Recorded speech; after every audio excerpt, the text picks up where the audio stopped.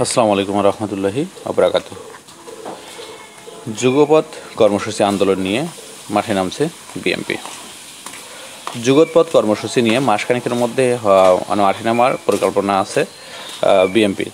সেই আন্দোলনের কর্মকৌশল নির্ধারণের পরামর্শ নিতে ধারাবাহিক বৈঠক করেছে দলটি। দ্বাদশ সংসদ নির্বাচনের পর আন্দোলন নিয়ে প্রথম বৈঠক এটি নাম প্রকাশে অনিচ্ছুক গণতন্ত্র মঞ্চের এক নেতা বলেন, আন্দোলন কর্মসূচি শুরুর আগে বিএনপির আগামী এক বছরের রোডম্যাপ কী হতে চলছে তা জানতে যাওয়া হয়েছে। বিএনপির পরিকল্পনা জানার পর কর্মসূচি ও আন্দোলন কবে থেকে শুরু হবে সে বিষয়ে আলোচনা হতে পারে। জোট শরিকরা মনে করেন, সংসদ ও উপজেলা নির্বাচনের জনগণের ভোট না দিয়ে সরকারকে অনাস্থা জানিয়েছে। এ বিষয়টি মাঠের আন্দোলন নামতে হবে। এ প্রসঙ্গে বিএনপি মহাসচিব ফখরুল ইসলাম আলমগীর কালের কণ্ঠকে বলেন, এবার প্রথম ধাপের বৈঠক হয়েছে। জোট শরিকরা নানা পরামর্শ প্রস্তাব দিয়েছে। এসব প্রস্তাব ও মতামত নিয়ে বিএনপির নীতি নির্ধারণী ফোরাম এই আলোচনা বৈঠক বসাইয়েছেন। এদিকে নির্বাচন পরবর্তী পরিস্থিতির মূল্যায়নের পর যুগপৎ আন্দোলনের যে পরিকল্পনা করা হয়েছে তাতে সরাসরি সম্পৃক্ত থাকছে না জামাত ইসলামী। বিএনপির পক্ষ থেকে জোট শরিকদের জানানো হয়েছে, জামাতের সঙ্গে তাদের আনুষ্ঠানিক কোনো সম্পর্ক নেই, তবে তারা দলটির সঙ্গে কৌশলগত সম্পর্ক অব্যাহত রাখতে চায়।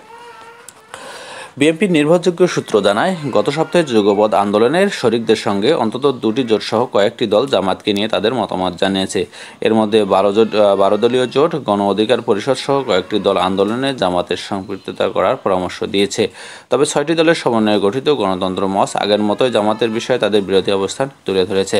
জামাতের সঙ্গে বিএনপির এক ধরনের বোঝাপড়া এখনও আছে। দল দুটির একাধিক সূত্র জানায়, সর্বশেষ উপজেলা নির্বাচন বর্জনের সিদ্ধান্ত নেওয়ার পর বিএনপি তাদের অবস্থান জামাতকে জানায়। অনেকের ধারণা, বিএনপির সঙ্গে বোঝাপড়ার কারণেই উপজেলা নির্বাচন অংশগ্রহণের সিদ্ধান্ত পরিবর্তন করেছে জামাত।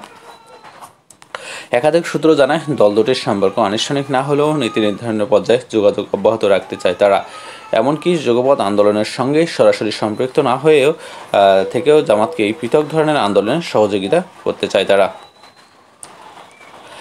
গতবার বুধবার যুগপৎ আন্দোলনের প্রভাবশালী শরিক গণতন্ত্র মঞ্চের সঙ্গে বৈঠকে জামাতের বিষয়ে তাদের অবস্থান পরিষ্কার করেছে। গণতন্ত্রের নেতারা জানান, জামাত যুগপৎ কর্মসূচি পৃথকভাবে পালন করলেও তাদের আপত্তি থাকবে না। এর আগে গত 12 মে বিএনপির সঙ্গে বৈঠক করে 12 দলীয় জোটের নেতারা এবং এই পরামর্শ দেন। অবশ্য জামাতের কয়েকজন নেতার সঙ্গে আলাপ করে তারা বলেন, এই আন্দোলন সরাসরি সম্পর্ক তারাও চান না। দলের বেশিরভাগ নেতা বিএনপির সঙ্গে সম্পর্ক রাখার ক্ষেত্রে কৌশলী হওয়ার পরামর্শ দিয়েছেন। এ বিষয়ে জানতে চাইলে আনুষ্ঠানিকভাবে জামাত নেই, এ জোটের বর্তমান কাঠামোতে তাদের যুক্ত হওয়ার সম্ভাবনাও নেই।